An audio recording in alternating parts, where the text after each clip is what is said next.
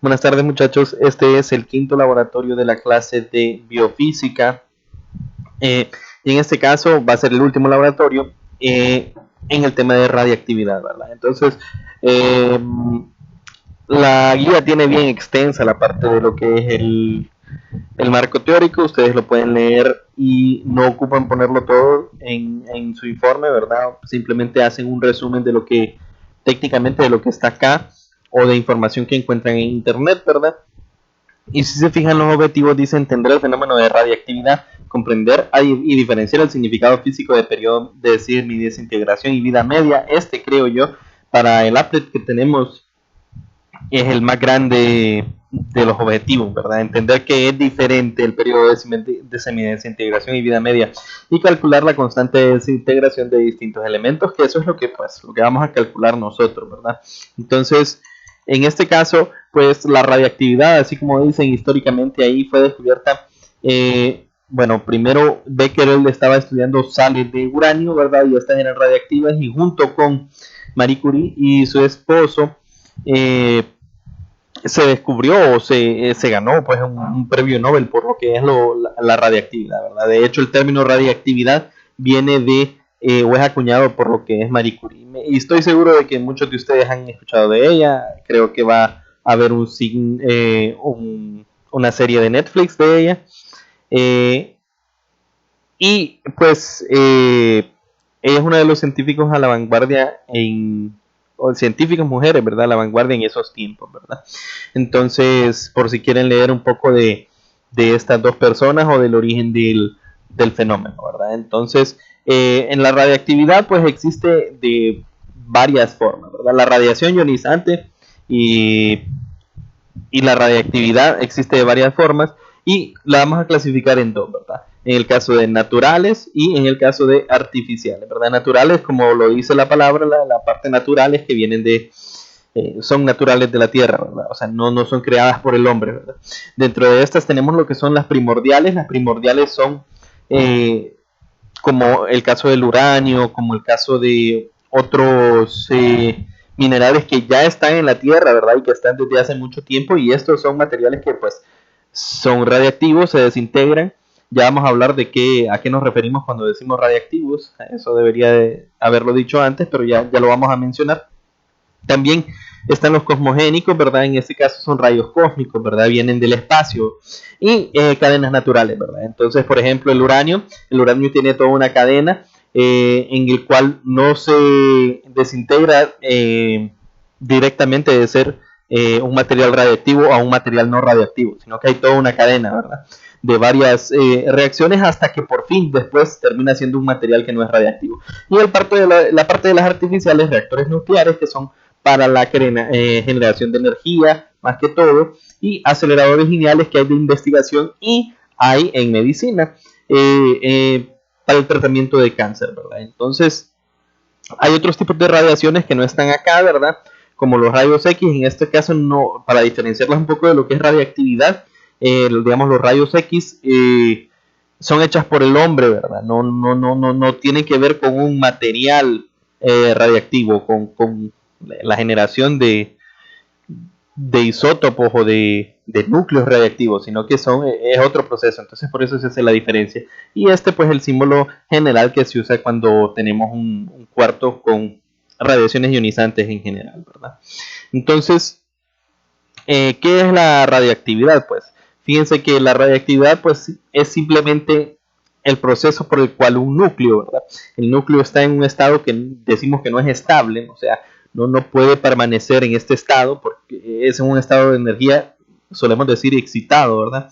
Entonces, la forma en la cual el núcleo pasa de estar en un estado excitado a un estado estable es por medio de la desintegración, ¿verdad? Y hay varios tipos de desintegración. Pero ¿y qué es eso, verdad? Pues simplemente libera la energía de alguna forma, ¿verdad? Ya puede ser de forma másica o de forma electromagnética, pues libera energía, ¿verdad? Y entonces puede ocurrir un cambio en lo que es este núcleo, que lo va a dejar en un estado, pues, estable. Y a ese proceso por el cual los átomos de cierto material que es radioactivo, ¿verdad? Liberan energía para, eh, para llegar a un estado estable se le llama radioactividad, ¿verdad? Entonces, en general, aquí tenemos un núcleo, ¿verdad? Si se fijan, el núcleo está compuesto por pelotitas verdes y rosadas, ¿verdad? En este caso serían neutrones y protones, ¿verdad? Y los elementos usualmente los vamos a representar de esta forma, ¿verdad? X, que es el número en grande, que me va a representar a mí lo que es el elemento. A, que le vamos a llamar número másico, que es todos los nucleones. ¿Y qué son los nucleones? El número de protones más neutrones que están en el núcleo, ¿verdad? Eso es un nucleón.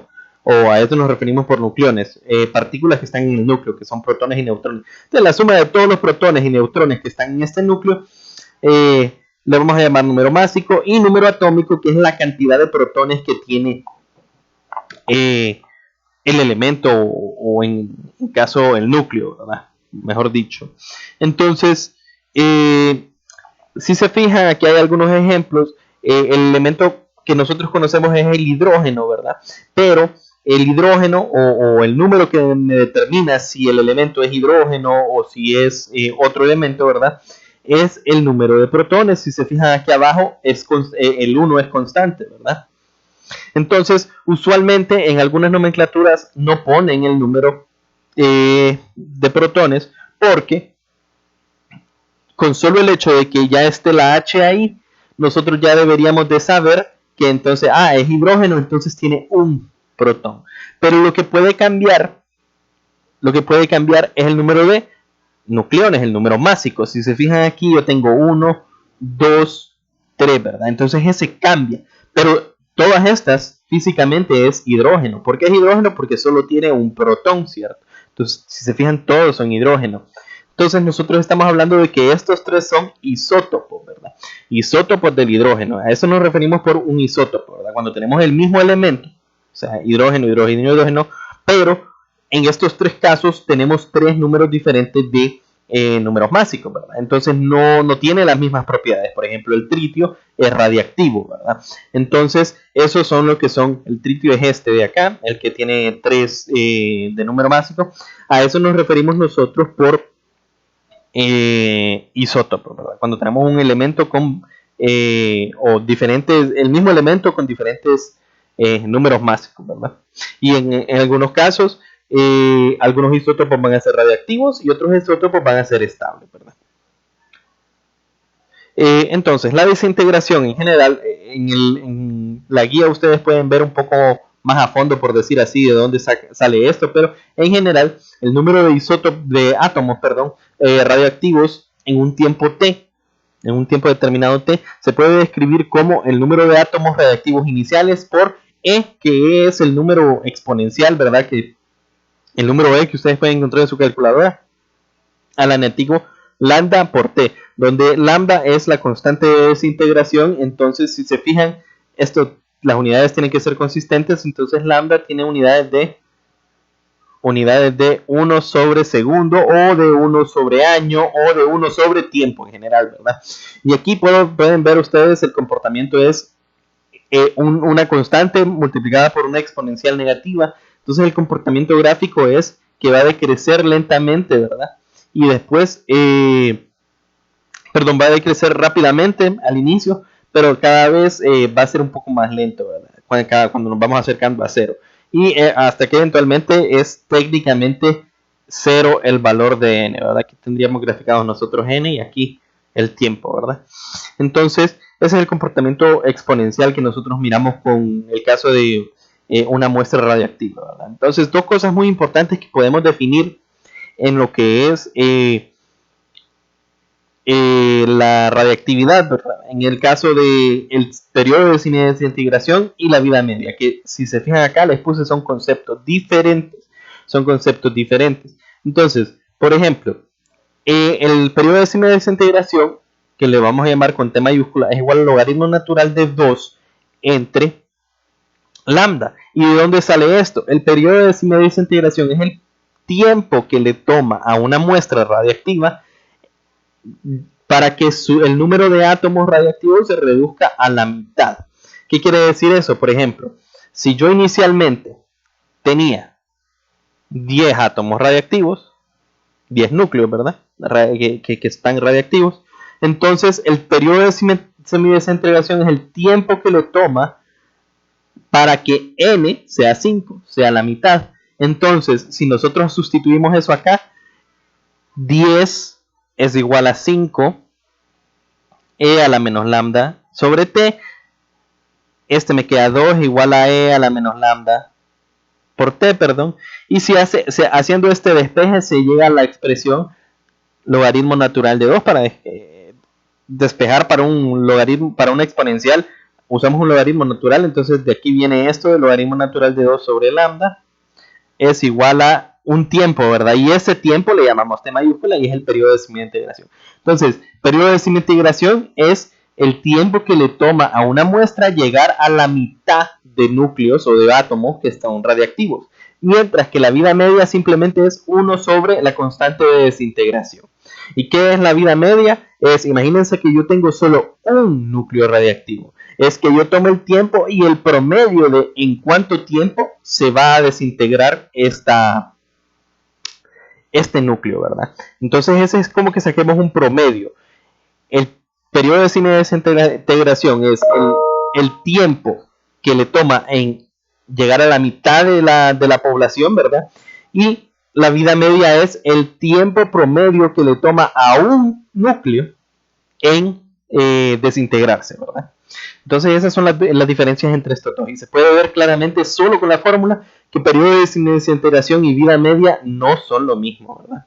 Entonces, para continuar, pues hay varios tipos de radiación o de desintegración. Entonces, si yo tengo un núcleo atómico, ¿verdad? Este se puede desintegrar en radiación alfa, radiación beta, rayos gamma y rayos X y radiación neutrónica, ¿verdad? En el caso de la radiación alfa y beta, bueno, neutrónica también, estamos hablando de radiación másica, ¿verdad? Lo que se libera es una partícula, ¿verdad? Entonces, en el caso de la radiación alfa es núcleos de átomos de helio, o sea, 2 neutrones y 2 protones.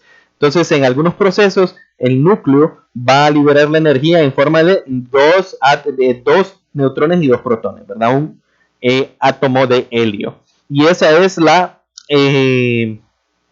radiación alfa.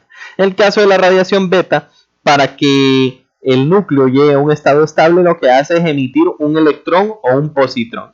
¿Y qué es un electrón o un positrón? Pues es simplemente, ¿qué es un positrón? Simplemente es idéntico al electrón, pero con carga positiva, ¿verdad? Misma masa, misma carga, nada más que positiva, ¿verdad? ¿Y por qué se hace o por qué sucede este tipo de radiación? Pues porque en el núcleo un protón se convierte en un neutrón o un neutrón se convierte en un protón. Entonces, para que esa diferencia de carga siga siendo conservada, entonces se tiene que emitir este electrón o positrón. Por último está la radiación gamma y X. Esta es radiación electromagnética, porque estos no tienen masa, son, por decir así, luz, son fotones. Entonces, ¿y cuál es la diferencia entre gamma y X? Pues simplemente es la frecuencia. En cuanto más frecuencia tiene más energía el fotón que se está siendo liberado. Entonces, los más energéticos son los de gamma y los X son mucho más energéticos que el alfa y el beta, pero son menos energéticos que lo que es el gamma, ¿verdad? Entonces, dependiendo de este tipo de radiación y como depende también el tipo de energía, ¿verdad? Que la cantidad de energía que se está liberando, van a tener diferentes ¿cómo se le llama? Capacidad de penetración, ¿verdad? Cada una de las radiaciones. Entonces aquí se pone el ejemplo. Usualmente se pone una hoja de papel como primer nivel, pero para relacionarlo un poco con ustedes, con el caso de salud, me parece mejor el de la mano, ¿verdad? Entonces, si fijan, la radiación alfa llega a la mano y se queda ahí, no la puede traspasar. La radiación beta, que es más energética, logra traspasar lo que es la mano. Los rayos X logran traspasar la mano e incluso pueden penetrar aluminio, pero no pueden penetrar plomo. Entonces, si se fijan, el beta no puede penetrar aluminio, pero el rayos X sí, ¿verdad? Y el rayo gamma, que es mucho más energético, puede penetrar la mano, aluminio, plomo, y pues para lograr evitar que se penetre, ¿verdad? Que haya penetración, pues tenemos que poner barreras de hormigón. Y los neutrones, pues en realidad pueden traspasar todas estas, ¿verdad? Entonces, ¿qué significa eso? Que exponerse a rayos gamma directamente es mucho más peligroso que exponerse a todos los demás. Todos son peligrosos para el cuerpo si no se toma ¿cómo se llama? Sus debidas precauciones, ¿verdad? Porque los cuartos de rayos X tienen puertas con plomo y tienen paredes plomadas y vidrios plomados. La razón es, pues, que el rayo X, los rayos X, incidiendo directamente sobre el cuerpo, los traspasan, ¿verdad? Y eso significa que si nos exponemos por mucho tiempo a los rayos X, estos pueden ser dañinos. Cuando se hace una prueba de rayos X en un cuarto de rayos X, el paciente no se expone por mucho tiempo, ¿verdad? Pero si se expone mucho tiempo, esto puede ser dañino. Entonces, por eso en los cuartos de rayos X se pone puerta, vidrio y todo lo demás plomado, para que, como el rayo X no puede pasar el plomo, ¿verdad? Entonces estamos protegiendo a las personas que están fuera del cuarto, ¿verdad? Entonces, esos son los diferentes tipos de radiación que podemos tener. Entonces, ahora ya podemos pasar a lo que es el applet. Fíjense bien, para entrar al applet ustedes tienen que dar clic, debería de estar por allá abajo. Acá. Entonces, aquí incluso les dice, ¿verdad? Acto seguido le aparecerá una ventana de carga, la cual puede demorar algunos minutos y definitivamente que tarda bastante. A mí me tardó aproximadamente, digamos, una media hora. Entonces la abren y ahí la dejan cargando y eventualmente se les va a abrir esta de acá. Si nos dice que nos fijemos en lo que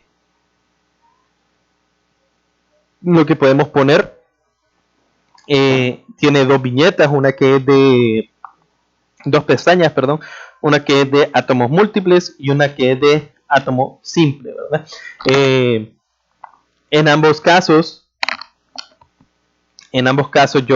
bueno, en el de átomo simple yo puedo cambiar de polonio a un átomo cualquiera que nosotros podemos decir.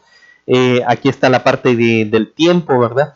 Y en átomos múltiples también puedo cambiar de polonio a uno cualquiera y puedo, pues, poner la cantidad de núcleos que yo quiera, ¿verdad? Entonces aquí le doy para agregar 10 y entonces ahí van a empezar los núcleos a desintegrarse uno por uno, ¿verdad? No todos, cabe mencionar que este es un proceso estadístico, ¿verdad? Entonces no todos los núcleos se van a desintegrar al mismo tiempo, pero en promedio si nosotros sacamos un promedio de todas estas desintegraciones que ocurrieron acá, el tiempo debería dar aproximadamente la vida media, ¿verdad? Ok, entonces fíjense bien, las tomas de datos son bien fáciles, ¿verdad? Si nosotros nos vamos acá y ustedes leen el applet, lo que nos pide es, en parte 1 dice, hacer átomos múltiples, añadir 99 núcleos, dando clic 10 veces al botón Add 10 y darle clic a Reset todos los núcleos, ¿verdad? Y luego estar atentos nosotros a este gráfico que está acá. Entonces vamos a hacer eso, ¿verdad? Primero voy a darle Reset All para que estemos en el caso estándar, ¿verdad? Como cuando ya les carga el applet a ustedes. Entonces agrego 1, 2, 3, 4, 5, 6, 7, 8, 9, 10. Cuando ya le di clic 10 veces, ya se han agregado 99 átomos o núcleos, mejor dicho. Entonces, ¿qué es lo que pasa? No puedo trabajar yo directamente desde ahí porque para cuando yo agregué los 99, algunos ya habían decaído. Entonces, le damos Reset All Nuclei y vuelve a empezar la simulación, ¿verdad? Entonces, ¿qué es lo que tenemos que hacer? Le doy Reset ya y le voy a dar Play, ¿verdad? Si le doy Reset, ahorita que... Si se fijan, son 99 núcleos de polonio y cuando le doy play estos empiezan a desintegrarse. Lo que tenemos que hacer es nosotros esperar a que este llegue a la vida media y hacer una pausa ahí. Entonces, si se fijan, Cuando yo llegué a la vida media, aquí me dice que son 48 y 51. Aproximadamente, ¿verdad? La mitad de ellos se desintegró, pero no necesariamente la mitad de ellos se va a desintegrar. ¿Por qué? Porque vida media y periodo de desintegración son cosas diferentes, ¿verdad? Entonces, por eso es que no es exactamente la mitad, porque no es lo mismo la vida media y el periodo de semidesintegración. Entonces, una vez que nosotros llegamos acá, si no me equivoco, la tabla lo que me dice es que yo diga cuántos núcleos de polonio hay y cuántos núcleos de plomo quedan. Entonces, en este caso, yo tengo 48 y 51. Entonces, eso sería lo que ustedes tendrían que llenar aquí en su tabla. 48 y 51. Y luego, ¿qué es lo que tenemos que hacer? Pues darle reset a todos y volver a darle play. Ahorita está un poco lenta mi computadora, por eso no se vio directamente, ¿verdad? Entonces, si quieren ser precisos, ¿verdad? Con la parte de cuándo este va a pasar por la vida media, entonces yo le doy pausa aquí. Y por ejemplo, justo cuando está ahí en el centro, ahí tomo mi dato, 41 y 58. Entonces hacen eso 10 veces, ¿verdad? Entonces le dan reset, play y copian el número de núcleos de cada uno de polonio y de plomo que van quedando, ¿verdad? Creo, si no me equivoco, ¿verdad? Que para esta tabla no se va a hacer cálculos, pero es simplemente para que ustedes hagan un análisis entre la diferencia de vida media. Como se fijan aquí, en esta última se nota fácilmente que no es la mitad. Estoy en la vida media, pero no es la mitad, porque no es el periodo de semidesintegración la vida media, y eso es lo que les tiene que quedar claro. Vida media y periodo de semidesintegración son cosas distintas. Entonces, vamos a pasar ahora a la parte 2. Dice que le demos reset all y que nos pongamos en átomo single atom, ¿verdad? Entonces le doy reset all, sí, y me voy a single atom. Entonces, single atom, si yo me voy a poner en polonio porque eso es lo que ocupamos medir. Lo que vamos a medir en este caso va a ser el tiempo, ¿ok? Entonces, técnicamente vamos a dejar que este se desintegre, y una vez que se desintegra, yo voy a copiar lo que es este tiempo. Eso es lo que me pide esta segunda tabla, ¿verdad? Anotar el valor que aparece en el tiempo de decaimiento. En la tabla 2 debe anotar el valor de tiempo de sus respectivas unidades. Presionar el botón reset núcleos y esperar a que el núcleo decaiga y anotar el tiempo correspondiente en la tabla 2. Entonces yo ahí esperé, decayó y me dijo a mí 795. ¿Ok? Ese fue el tiempo en el que decayó, ¿verdad? Cuando le doy reset núcleos otra vez, espero. Y no me va a dar exactamente el mismo número de la vez pasada. Puede tardar más o puede tardar menos. Si fijan aquí ya pasó a segundos. Yo lo que les recomiendo es que todos lo dejen o sea, los que están en milisegundos los pasen a segundos también, ¿verdad? Para que de esa forma puedan trabajar bien con las unidades. Todo tienen que pasar a las mismas unidades. Bueno, este se ha tardado bastante, ¿verdad? Y si fijan, se tardó 2.6 segundos. Entonces ustedes van anotando 2.6, este era 795 creo. Le doy reset otra vez y espero. Espero a que decaiga.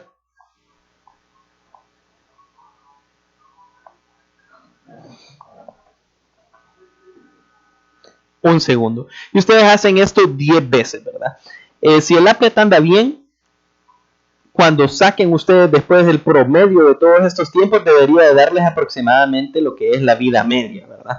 Pero no tiene que darles exactamente eso. O sea, no es necesario que dé eso. Porque les recuerdo, es un proceso o un procedimiento estadístico, ¿verdad? O sea, no ocurre de la misma manera todas las veces, ¿verdad? Entonces ustedes hacen esto 10 veces y anotan cada vez el tiempo de desintegración acá. Ahora, la segunda parte, o la tercera parte, mejor dicho, es que nosotros pongamos ahora siempre en single atom, le voy a dar resetear, sí, pero que ponga custom. Y lo que me dice es que con estas flechas yo puedo modificar la vida media de lo que nosotros estamos midiendo, ¿verdad? Entonces me dicen que yo lo deje en la vida media en rango de minutos, que se mira por acá, ¿verdad? Este es el rango de minutos. Le doy reset núcleos y espero y empiezo a medir, ¿verdad? Entonces espero y cuando se desintegra, este me dio 11.8 minutos. Entonces en este caso creo que lo mejor sería trabajar todos en unidad de minutos. Pero en general no importa la unidad de tiempo que usen, lo importante es que todas las mediciones me las den en la misma unidad. Entonces, le vuelvo a dar reset núcleos.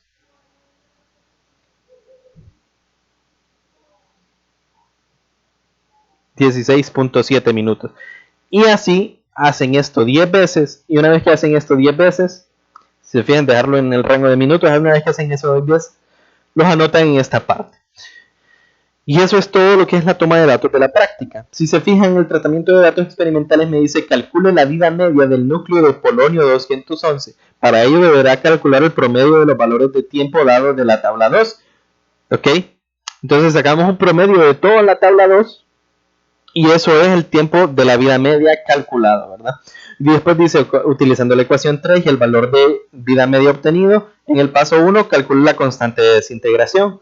Utilizando la ecuación 2 y el valor de lambda obtenido, calcule el periodo de semidesintegración. Entonces, esos son los cálculos. No les voy a pedir análisis estadístico esta vez, o sea, incertidumbres, porque voy a pedir el informe un poco antes porque ya está terminando el periodo, ¿verdad? Entonces, solo va a ser hacer estos cálculos. Ustedes sacan el promedio de este. Una vez que ya sacaron el promedio de este, a partir de ese valor promedio, calculan lo que es lambda y calculan lo que es periodo de desintegración.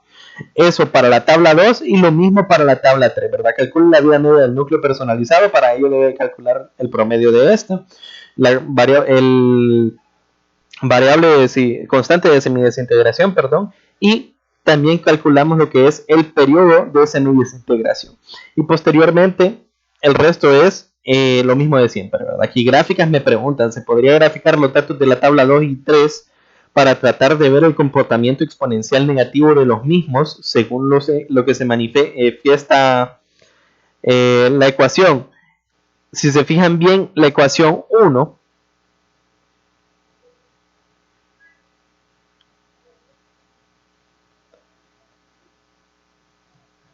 la ecuación 1, que es esta, dice n de t es igual a n sub 0 e a la menos lambda t. Entonces esto es para varios núcleos al mismo tiempo. Entonces técnicamente la tabla 2 y 3, o sea, no va a haber gráfico, ¿verdad? Ustedes pueden ver, y esto es para poblaciones con un montón de núcleos, y en la tabla 2 y 3 nosotros estamos tomando los datos para un solo núcleo varias veces, entonces no es lo mismo, ¿verdad? No se puede graficar. Eso es técnicamente, ya les di técnicamente la respuesta, pero ustedes tienen que ponerlo en palabras o razonarlo de una mejor manera, de el por qué esa fórmula y los datos que estamos tomando acá no son exactamente lo mismo.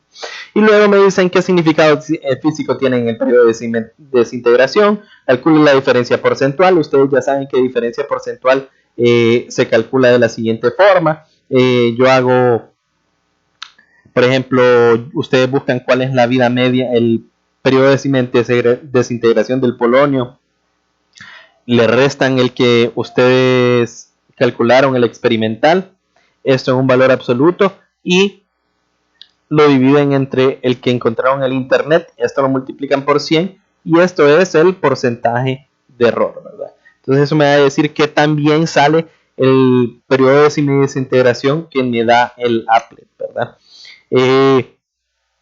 Investigue cuál es el valor teórico más cercano a lo obtenido en el paso 5, ¿verdad? Porque en el paso 5 nosotros vamos a encontrar la constante de desintegración. Entonces ustedes pueden buscar, y el periodo de semidesintegración también, ustedes pueden buscar en libros y pueden decir, ok, entonces el átomo o el elemento que yo hice acá, ¿verdad? Porque ustedes lo van a dejar, cada uno lo va a dejar diferente. Entonces a cada uno le puede dar alguna cosita distinta. Entonces, por ejemplo, vamos a subir este.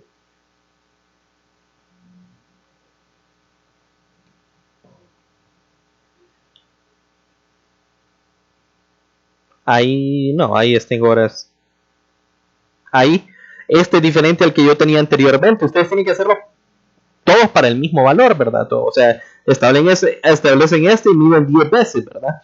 Entonces, al final, cada quien debería tener un material o un átomo, un núcleo distinto, ¿verdad? Entonces después ustedes buscan en los textos y me van a poder decir el núcleo que yo hice o que yo dejé como custom era X, ¿verdad? Porque no sé cuáles son los valores que pueden arrojar o los isótopos radiactivos que pueden salir. Luego está el cuestionario. y conclusiones que son propias, ¿verdad? A base de lo que ustedes miren en esta práctica. Les repito, no va a haber parte estadística, no vamos a encontrar incertidumbres, delta T, delta cualquier otra cosa, no la vamos a encontrar porque este lo voy a pedir un poco más temprano debido a que ya estamos terminando el periodo, ¿verdad? Cualquier pregunta, no duden en escribirme, ya sea Telegram, en el grupo o personalmente, y espero que les sea de ayuda pues el video.